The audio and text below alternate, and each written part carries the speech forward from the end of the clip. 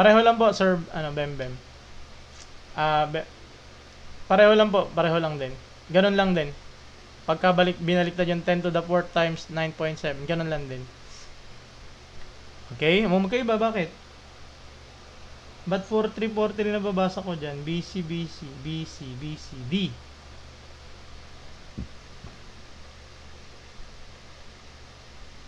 Ayan, very good, no? Sir J, thank you sa pag-explain. O, magkakaiba? Ano nangyayari? Ba't nagkakagulo dito? Sa problem na to. No? Itong dalawa, automatic tanggalin mo na, di ba? Tapos itong dalawa na to, kasama na siya kasi non-zero. Di ba mga non-zero, automatic binibilang natin? Di ba? So, dalawa na yan eh. 1, 2. Ito, trailing. Trailing siya, pero ito yung decimal mo. No? Ibig sabihin, 1, 2. Ang sagot natin doon, letter C. No? Nagets ba? Okay? Pag leading, automatic tanggalin. Ito mga non-zero, automatic bilangin. No? Tapos, itong dalawang trailing, automatic isama mo na. Kasi, kasama yan sa isang rule, no? Itong mga nasa dulo, pero after ng decimal. Ito si ma'am. Ma'am J, ito siya. Number 34. Pag number 34, wag mong pagka nakalagay lang ha, pag scientific notation. Scientific notation. Okay, pag scientific notation, ikisan mo, huwag mo na tong tingnan.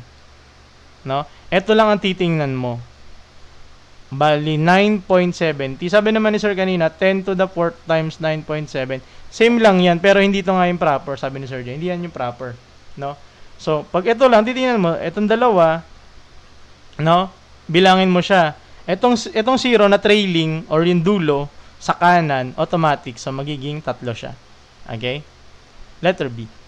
Number 16. No? Ito. Ay naka-indicate without a decimal point. 1.020.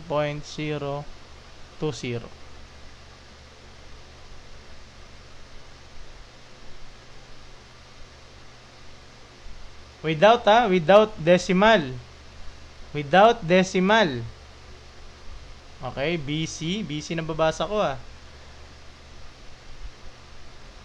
BC, ba't ako ba BC nakikita ko? Ba't hindi uniform yan? Okay, bilangin na natin, no? 5 na nagsagot. Ito, bilangin mo siya. O, isa, kasi automatic non-zero eh. Yung zero lang naman yung alanganin dyan, di ba? Yung zero lang. Okay? So, itong dalawa na to, mabibilang mo siya kasi nasa pagitan siya. Dahil nasa between. Yung mga zero daw na nasa between ng mga non-zero, ito, automatic kasama na. Ito, trailing siya. Di ba? Trailing. Kaso nga lang, walang decimal. Di ba? Pag walang decimal or wala siya dun sa kabila ng decimal, wala siya. So, hindi siya kasama. No, kaya ito siya, letter B. No? Nai-gets ba? Very good, no? Mga letter B. Mga nag-letter C, okay lang yan, no? Ibig sabihin, nakalimutan nyo lang isang rule, no? Next. O, ito.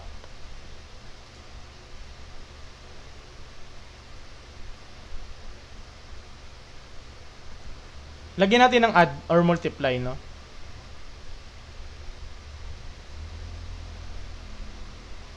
Okay. Oh, magkaiba na naman. BC ulit. Okay, let's count, no? 1. Automatic yan, di ba? Yung dalawa na yan, yung mga hindi zero. Ang mga alanganin dito, yung mga zero, ha? Kaya yun yung binibilang natin. Thank you po sa mga nagpo-follow, nagla-like, and nag-share ng ating live, no? Thank you po, no? Yung nasa pagitan na zero, consider na yan. Kasi nasa pagitan siya ng dalawa eh. Ng non-zero. Ito, trailing siya. Trailing. Pero, yung decimal, ito oh. So, kasama pa rin siya. Thank you po, no, sa mga nagpo-follow sa atin, nag-share. Ayan. So, kasama rin siya. Kaya ang sagot natin doon is letter C. Okay. O, tanong ko ngayon, isa pa. Dagdagan natin, no? Pahirapan natin ng kaunti.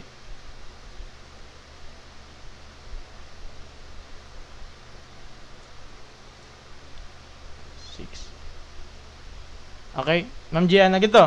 Isa, yung mga non-trailing, isa, dalawa. Okay? Tapos itong nasa gitna nila, kasama yung kapag nagitna. Diba? Tapos itong dulo, kasama rin yan kasi trailing. Ngayon, ito mahirap. Dagdagan natin ng kaunti. No? Halimbawa, mag-multiply ako ng 1.20. Ayan, 0, 0, 0.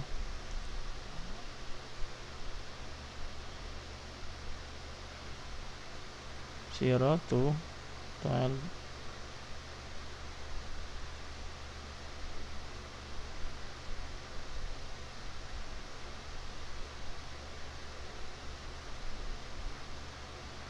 Ilang decimal? 1, 2, 3, 4, 5. Okay.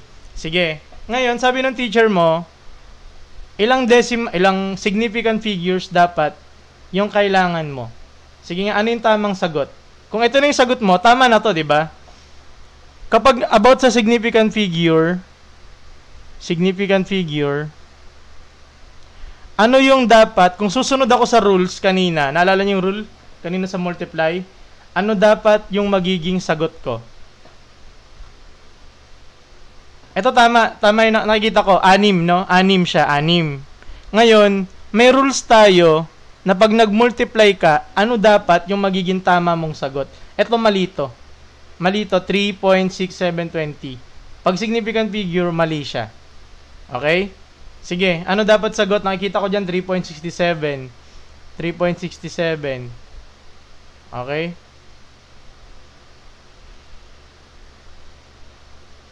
Bakit? Okay, tama yan, 3.67. Bakit? Kasi pag nagmumultiply daw tayo, pag significant figures, bibilangin mo, sino mas onti sa kanila? Sige nga, pakibilang dito. Itong 3 ilang significant figure to? Itong 3 ay, nakuha na pala natin, 4, di ba? 4. Ito, ilan to? Ilang significant figure tong 1.20? Ilan?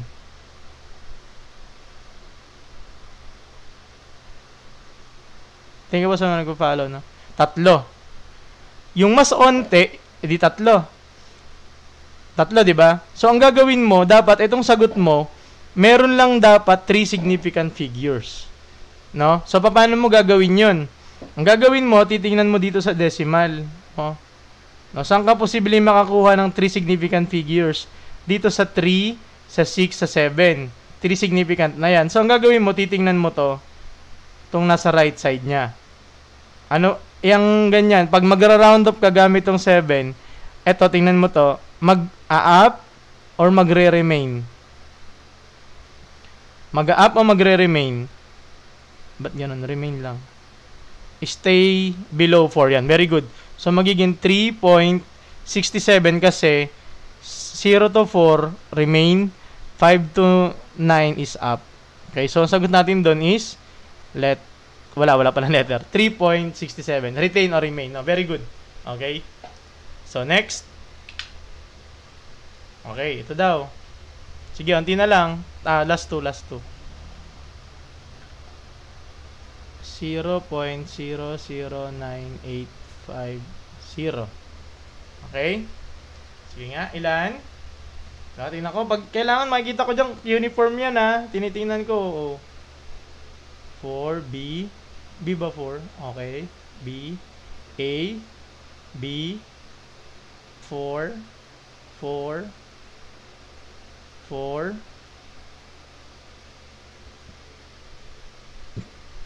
Very good. Ang tamang sagot is, tingnan natin. Yung mga leading, tanggalin mo. Leading, ikisan mo agad. Tapos itong mga non-zero, automatic siyang significant. So, ilan? 3. Ngayon, itong isa na to, kasama o hindi? Kasama. No? Kasi siya ay trailing. Pero, andito yung decimal mo. So, okay, excuse me.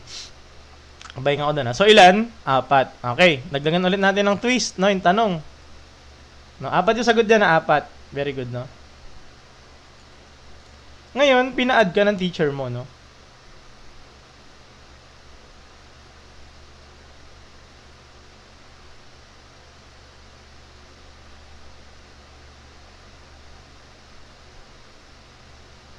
Okay. Ngayon, ano ang magiging sagot?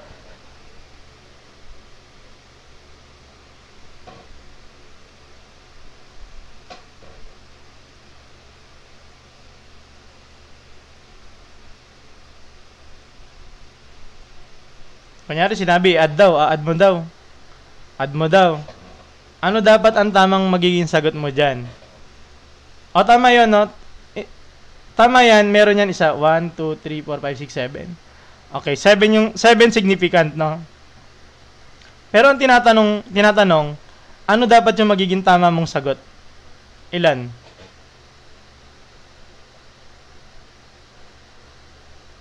Pag-add, ilan?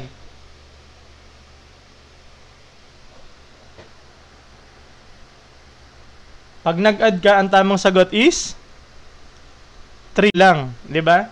Sino ba pinakaunting decimal dyan? Ito, ilang decimal to? 1, 2, 3, 4, 5, 6, 6. Dito ilan? 2. Dito naman, wala. No? So, ibig sabihin, tama ba 3.13 ba o 3 lang? Check nyo nga muna yung rule. Check nyo nga muna yung rule kung ano dapat ang tamang sagot. 4 po sa una. Hindi, ang pang-rule pag-add, ang rule pag-addition is pinakaunti, fewest decimal.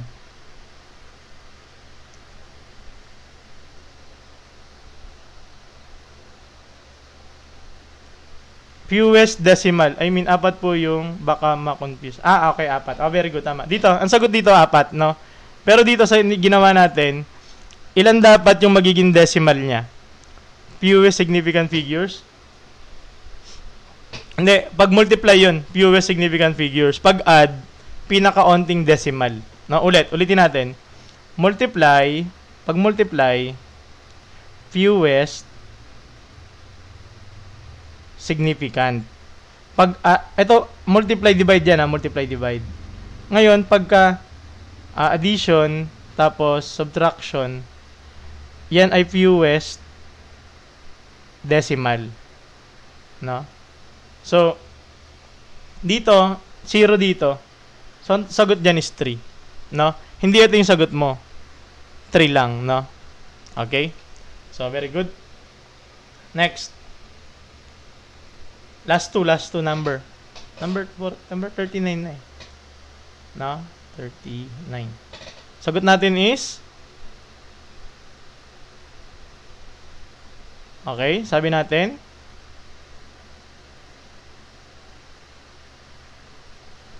pagka scientific,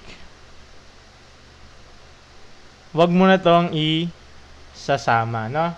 Ito lang ang titingnan mo, 2.00. Ito automatic isa na yan kasi non-zero. Tas trailing siya after ng decimal. Yan ay 3, no? So 3. Okay? Last item, number 40.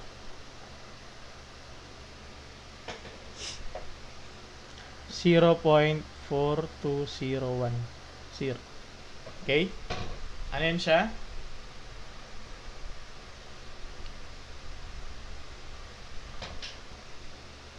Okay, bilang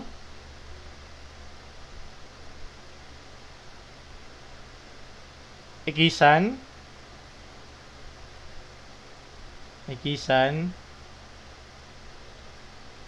Thank you, no? Thank you po. Tapos, ito 1, 2, 3, automatic yan kasi mga non-zero. Nasa gitna nila, kasama na rin. Ito trailing, kasama na rin. So, ilan? Very good letter. Letter C. Okay, thank you po, Sir Sai, sa mag-send ng ating rows, no? Okay, let's review no? Okay? Sige nga. Dagdagan natin, no? Para ma-review natin, no? Sige. Ito ilalagay nyo lang kung ilang significant figures,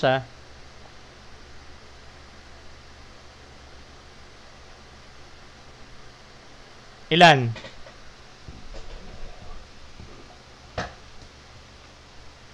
Ilan?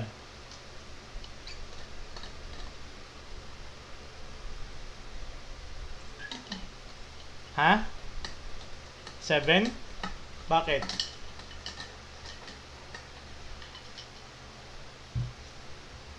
Okay? So yan, rule number 1 yan. Lahat ng non-zero, 5, 6, 7, lahat all non-zero are significant. Are significant, no? Ha? Significant, no? So, 1, 2, 3. Lahat yan mga non-zero, automatic. Very good, no? So, kasama siya.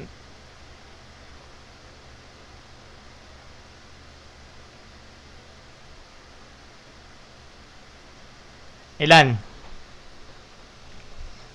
Ilan?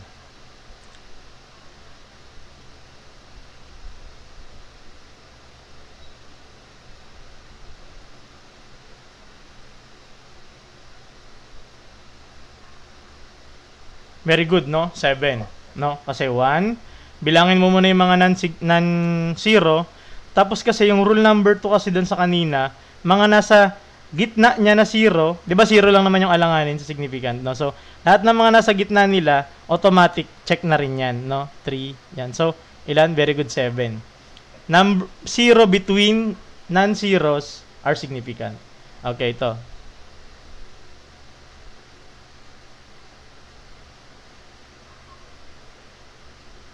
Ito ilan?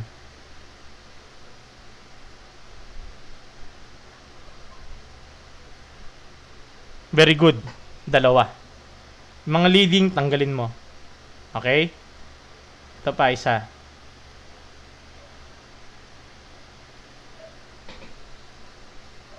May 3 yan sa dulo. Makikita ba? Makikita pa. 0.00763. 763 yun, ha? Ilan? Same, no? 3, no? Very good. Tanggalin mo to. Okay? Ito.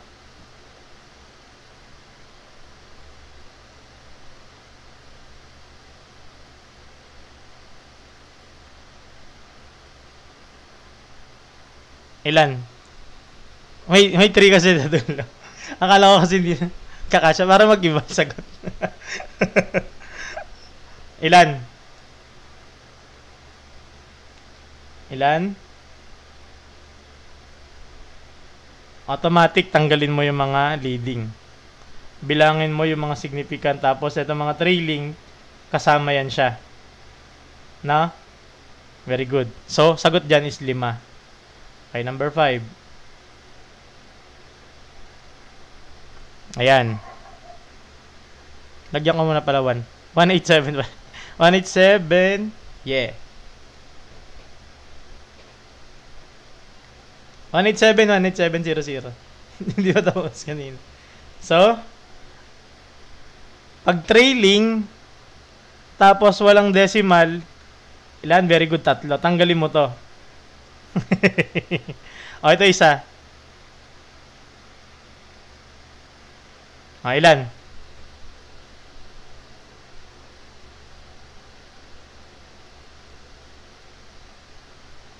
Dito, 5. Kasi, e-epekto na yung decimal. No? Masasama tong dalawa na to.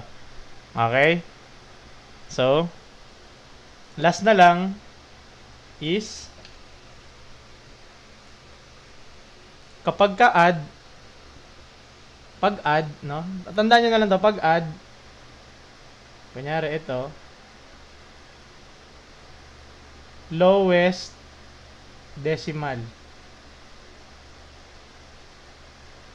So, 3 lang. No? Pag add subtract to, add subtract. Kapag multiply or divide, yan siya ay lowest. Wait lang. Number ano yan? Mrs. Major. 38. Tingnan natin doon. Okay? Pagka dito, lowest significant. Significant, no? Kunyari, 1.2 tsaka 3 magiging 6, 3.6. So, dahil lowest dyan is ito, 1 lang, gagawin mo 1 yung sagot. So, magiging 4. Okay? Tapos, 38. Balikan natin yung 38. 38, 38, 38. Ito.